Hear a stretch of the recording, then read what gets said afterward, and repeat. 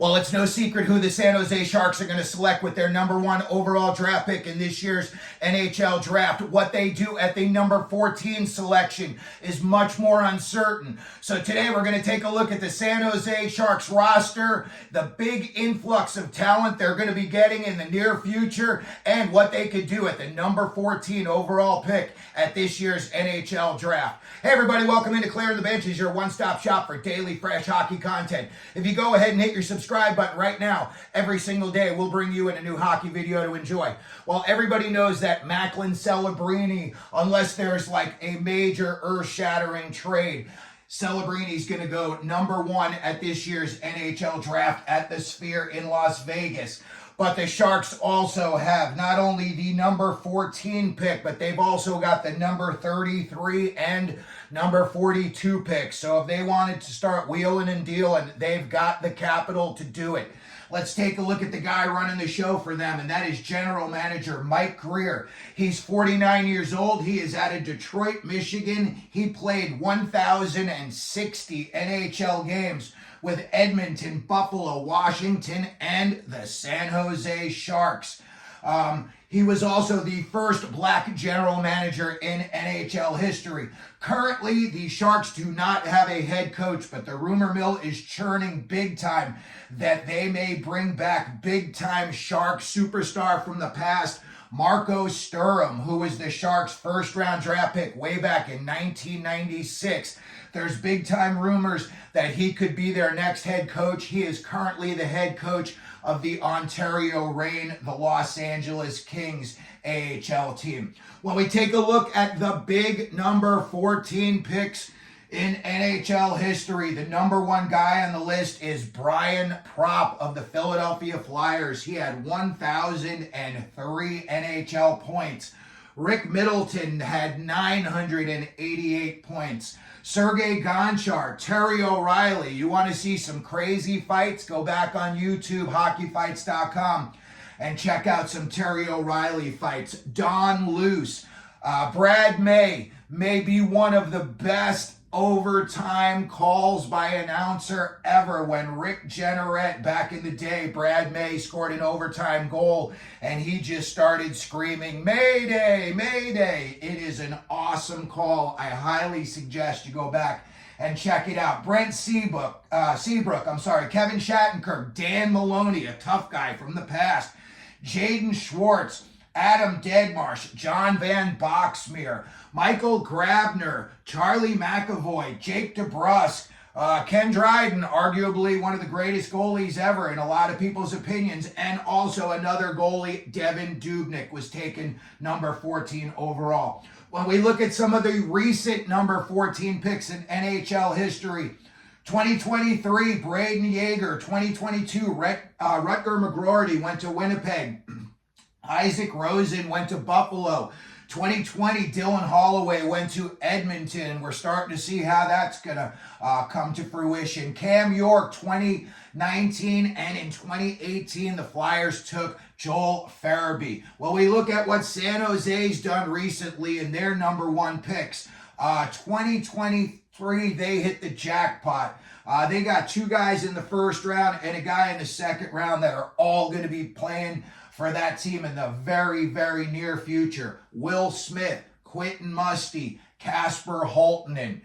Those guys are all going to be on the Sharks real soon. Philip Bystad, William Eklund, we're already seeing what he's doing for them. Ozzie Wiestad is a big forward for them. And in 2019, they did not have a first-round pick. When we take a look at their roster, I think this roster is going to be shook out in the offseason, and I think there is going to be major, major changes. I don't think this roster is going to look like this for much longer. Maybe this season, maybe halfway through the season, you're going to start to see it take a big turn. But anyway, when we look at the guys that they've got, Michael Granlund's their big name guy up front right now, 32 years old. He's 1 more year at $5 million. Kim Kostin, 1 more year at $2 million.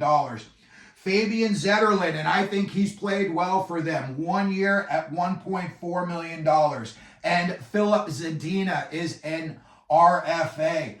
You've got Nico Sturm, 6'3" defensive forward. And then you've got a bunch of ELCs in Will Smith, Colin Graff, William Eklund. And then you've got a bunch of UFAs in Mike Hoffman, Barabanov, Ryan Carpenter, Kevin LeBlanc. Luke Kunin is an RFA.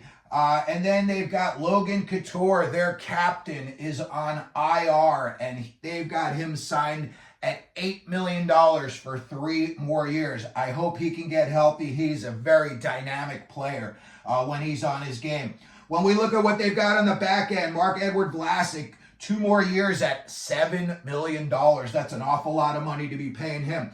And Mario Ferraro, $3.25 million at 2 more years. I always think he's a really good candidate to be a Sharks captain if they keep him around. Jan Ruda, 1 more year at $2.75 million. That's a lot of money for some guys that you really don't hear a whole lot about. Kyle Burrows, $1 million, 2 more years, and Henry Thrun is an RFA. They've also got $5.6 million tied up in dead cap space from the Burns, Carlson, and Hurdle trades. In goal, Mackenzie Blackwood has 1 more year left at $2.3 million. Again, when I see the influx of talent that's going to be coming up, the future of this team, I think they're going to want to get these kids' feet wet in the NHL, and I think a lot of these young kids, I don't think they're going to be forced into anything. I think at first they're going to say, hey, just go out there and play your game. We're going to observe, and then, we'll try to give you some, tips on how you can improve your game based on what you're doing already. When we look at the 2024 NHL Draft, of course we know, again, barring some crazy trade, that Macklin Celebrini is going to be the number 1 pick, and he's going to be going to the Sharks. And then they've got the number 14 pick, and they've got some options there. The first option is they just keep the pick, they wait it out, and they see who falls to them. I think there's going to be some disruptors in that early round, and I'm talking about guys like Demi Dove. I'm talking about guys like Konsta Helenius may go into the top 10, and that just means you're going to be pushing a very talented guy down and possibly into the hands of a team like the Sharks. So when we look at them, there's still going to be some big names available.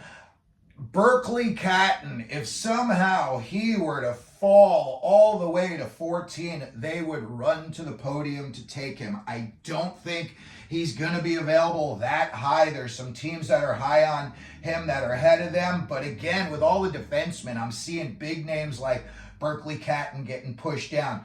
Another guy they could look at on the back end if they wanted to keep the pick is Charlie Ellick. There's Beckett Seneca. Trevor Connolly, he's off the ice and he's got a couple of issues on the ice, but man, can that kid score. Matvei Sherevin is a defenseman they could take a look at if he's still available. And again, I highly doubt he'll be there because I think he's going to be very sought after, and that's Konsta Helenius. Another option that what they could do is they could trade up for a player. Let's say they've got a guy circled on their board, and, there's a lot of people saying that guy could be Cole Eisermann because who knows what's going to happen with Celebrini, if he's going to go back to Boston University for another year or if he's going to try his luck at the NHL. Right now, Cole Eisermann is committed to BU, so if those two guys were to go back to college, they'd get some time to marinate together before they came to the NHL. It also could be a case where they say, you know what, we want to see if you can do it in the NHL right now. But again, there's a lot of rumors that they're looking at Cole Eisermann, so they're trying to put like a little dynamic duo together, and you would have a very, very awesome scoring tandem. Now, again, just putting Celebrini in with kids like Will Smith and Holtman and Quentin Musty, William Eklund, I mean, that is gonna... This situation that they've got where they were the laughing stock at the beginning of the year, giving up 10, 11 goals every game, getting shut out every game, I think that is going to change, and I think it could happen this year. I really think some of these young kids are going to come up, and you see what these young kids are capable of. Look at Logan Stankoven just did in the playoffs. You're seeing guys like I know it's been a couple more years, but guys like Matt Boldy are starting to come into their own, and these guys are really starting to make a huge name for themselves. So again, I could see them maybe trading up, if they've got a guy like Eisermann circled on their board. Maybe they want to trade up and they want one of these big name defensemen. So they take the 14th pick and a prospect, or a 14th pick and, some future draft capital. And, again, they could move up into like the 8 or 10 range, depending on who's there. If their guy falls and they start getting nervous Nelly and they're like, we got to have this guy, that's when you could see them just move up, 3-4 slots in the draft. And then the other thing that I look at what they could do is, and this is probably to me the least likely scenario, but it's always a possibility. And you've got a lot of trade capital. You got that 14th pick. You got the 33 pick, which is the first pick in the second round. You got the 42 pick.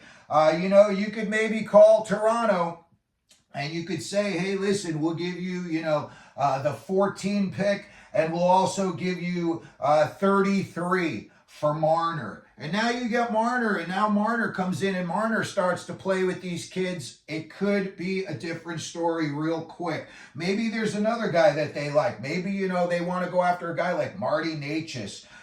Nikolai Ehlers is another name that I'm hearing Winnipeg is shopping him. I love his game. He's a smaller, like little skitterish type of guy, but man, can he light it up. And again, I think a guy like Ehlers would be just such an awesome mentor for all these young kids. You're talking about a guy who's already done it. He's not very big, and neither are some of these kids. So when you see them, you say, hey, he did it, you can do it. And you bring a guy in like that, and now you got him in the locker room, and everything, it's almost like you say, hey, everything he does, you do. But I think these are some good options. I think San Jose is going to turn the page this year. Maybe not so much in the standings. Maybe they're only going to creep up. But I think you're going to see them in a lot closer games this year, where last year they were getting blown out. And by the end of the year, they were actually beating teams that no one thought that they could beat. So that's going to take a look at it for today. The San Jose Sharks with their number 14 pick, what we think that they could be doing moving forward in the future. Let me know what you think down in the comment section, what you think the Sharks are going to do. Maybe you think they're going to have a blockbuster trade at number 1. Maybe they're going to go after some huge name player and turn the whole franchise around in just one big swing. But if you could, please hit your like button. Don't forget to subscribe. And as we always do here at Clearing the Benches, let them know you're out there.